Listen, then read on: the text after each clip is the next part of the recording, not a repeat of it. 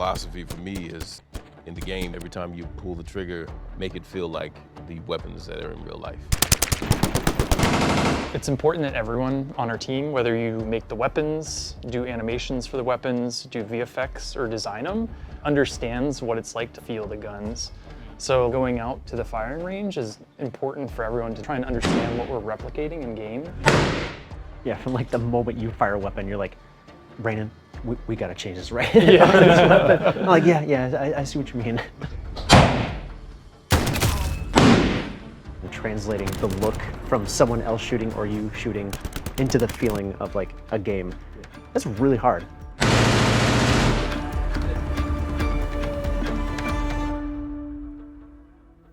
It always starts with finding the right people.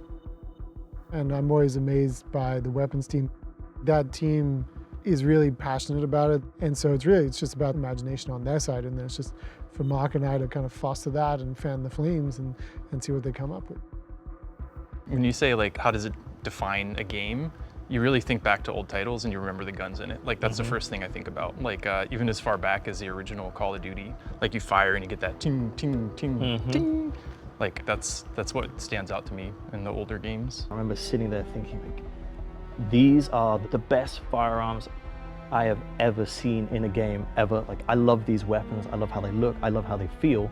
I remember thinking like, IW is the gold standard, and I want to make that. These guns are iconic, and even as someone that didn't know anything about guns, I could tell you what was the most iconic gun in every game and in every Call of Duty game, and it's like, I never thought that like we get to be in a situation where now we're the ones creating these legacy moments for future generations and players. Rainin is legit like the best animator I've ever worked with in my life, like hands down. Ben, one of the most amazing artists I've ever worked with. I think I'm a pretty good designer, but like, you will accept like feedback on like timing and feel and things like that. You'll accept feedback on visuals and things like that. You'll accept that sometimes things need to play a little bit different than the exact thing that you're looking for. We rely on feedback from each other to make something amazing. Like I think that's like what really sets this team apart. We set out to make like a game that just played better than anything we've had before and a game that looks better than anything out there. That was our goal. I'm excited to see how we did. They're one of the teams that playtest the most, so they're playtesting constantly. And it can be grinding, you know, to use the same weapons over and over again for multiple weeks as you're trying to tune it.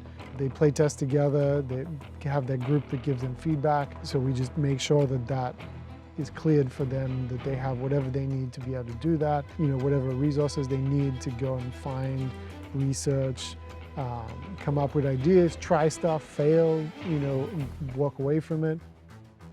We just kind of walk through and see what everyone's using, just kind of look over their shoulder a little bit, see if what they're doing looks fair and looks good, see if anything's happening to them that doesn't seem like it should be happening. So we're just kind of looking to make sure everything's presenting the right way and looking at the players to make sure that they're feeling good about what they're playing. Oh, another one. Sorry, Derek. Yeah, that one's great. I let you have it.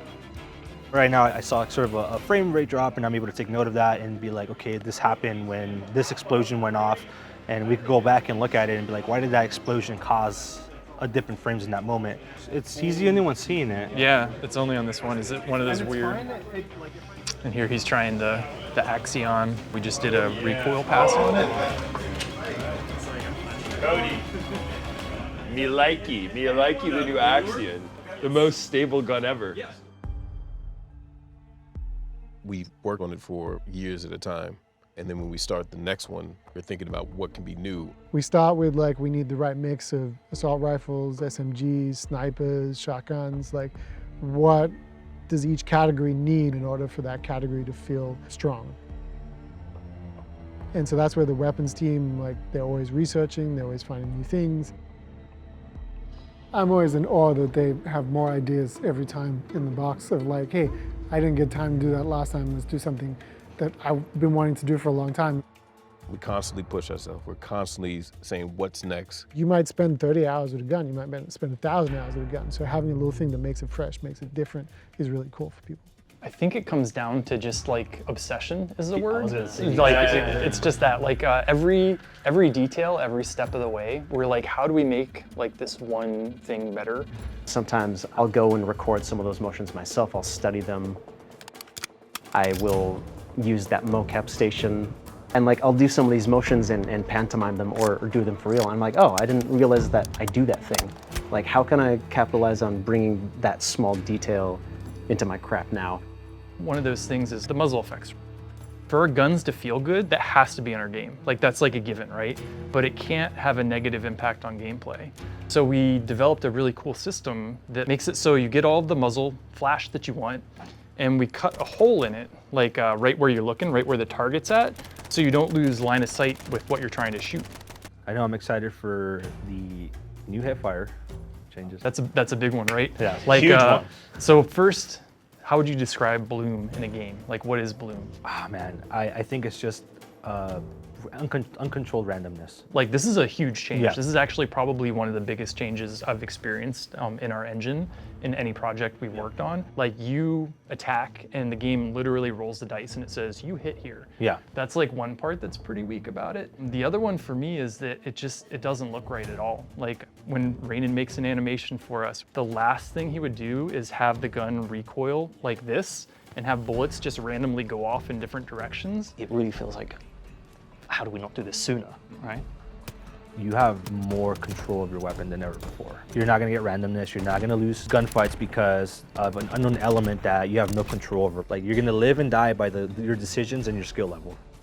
There's depth of field. Depth of field in real life is actually important to shooting. It helps you when you're shooting a gun. And we look at that, and then we look at what's happening in game, and we're like, well, people are turning this off because what we do in game, our simulation, is destructive to the target. When it blurs outward, it's actually degrading the quality of what you're trying to shoot at. So we're like, can we replicate what it does in real life? But it feels awesome.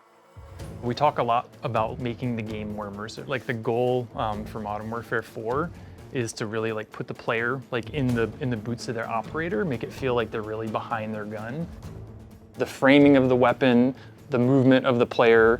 We don't just look at the gun moving around on the screen, but we think past the camera and we're like, how does the player's body move when they're doing that thing?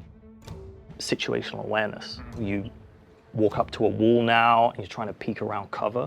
The weapon will actually pull back into the chest, and that feeling, that immersion that I get. So that's one that you look at it and you're like, oh yeah, the gun's like moving around and making room for my body. It's insane, the complexity to it, but the results speak for themselves because it looks so natural that you're like, that's got to be animated, right? But it's not. It's all numbers moving in real time, and it just feels so good.